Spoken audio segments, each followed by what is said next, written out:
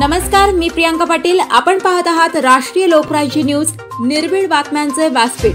आज आपण दिवसभरामध्ये घडणाऱ्या घडामोडींवर नजर टाकूया। चला पाहुणं, आपल्याला जायचंय। पण कुठे जायचंय? टाकळी ढोकेश्वरच्या हॉटेल वैष्णवी मध्ये जायचंय। म्हणतात तिथे खूप छान जेवण मिळतं।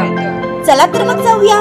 पारनेर तालुक्यातील टाकळी ढोकेश्वर येथील सुप्रसिद्ध हॉटेल म्हणजे वैष्णवी हॉटेल।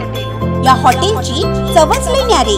पाहुणं, एकदा या, हॉटेलची चवच लई न्यारी। अस्सल मांसाहारी प्रेमींच्या जिभेचे चोचले आता पूर्ण होणार, ते फक्त हॉटेल वैष्णवी मध्ये। या ठिकाणी सर्व प्रकारच्या पार्टीच्या ऑर्डर स्वीकारल्या जातील। प्रोप्रायटर संतोष रंगनाथ ठाणगे। संपर्कासाठी मोबाईल नंबर 8830578505। या हॉटेलचा पत्ता नगर कल्याण हायवे, पारनेर चौक, टाकळी ढोकेश्वर, तालुका पारनेर, जिल्हा अहमदनगर।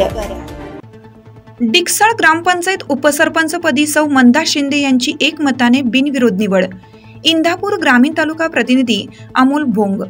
मौजे डिकसळ ग्रामपंचायतीच्या विद्यमाने उपसरपंच सौ जयश्री सवाने यांनी दिनांक 4/7/2024 रोजी राजीनामा दिल्याने रिक्त झालेल्या पदासाठी आज दिनांक 19/7/2024 रोजी अध्याशी अधिकारी सरपंच सौ मनीषा संदीप गवळी यांच्या अध्यक्षतेखाली निवड करण्यात आली। या निवडीत सौ मंदा विजय शिंदे यांचा एकमेव अर्ज आल्याने सौ मंदा शिंदे यांची बिनविरोध उपसरपंचपदी निवड करण्यात आली, असे त्यांनी जाहीर केलं। या निवडीच्या वेळी ग्रामपंचायत सदस्य श्री संदीप भोंग, सदस्य सौ जयश्री सवाने, सौ पूजा पोंदकुले, श्रीमती मनीषा पवार, श्रीमती ज्ञानेश्वरी कुंभार, सदस्य श्री दत्तात्रय पवार, श्री सुनील काळे, कर्मचारी महेश भाट, पोलीस प्रशासनाचे पोलीस पाटील श्री संदीप पवार, ASI श्री वारगड साहेब, पोलीस हवालदार श्री अंकुश माने, सामाजिक कार्यकर्ते व माजी सरपंच श्री रावसाहेब गवळी, माननीय उपसरपंच श्री लक्ष्मण शिर्के, तंटा समिती अध्यक्ष श्री भास्कर काळे, विकास शिंदे, संपत पवार आदी ग्रामस्थ मोठ्या संख्येने उपस्थित होते। यावेळी माजी उपसरपंच सौ जयश्री सवाने यांचा सत्कार सरपंच यांनी केला। ग्रामसेविका श्रीमती प्रतिभा देवकाते मॅडम यांनी उपस्थितांचे आभार मानले व नवनिर्वाचित उपसरपंच यांचे ग्रामपंचायतीच्या वतीनं अभिनंदन करण्यात आलं।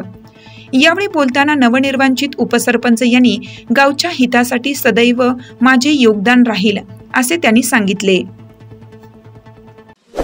ताज्या बातम्यांसाठी आणि अपडेट्ससाठी राष्ट्रीय लोकराज्य न्यूज चॅनलला सबस्क्राईब करा, तसेच लाईक आणि शेअरही करा।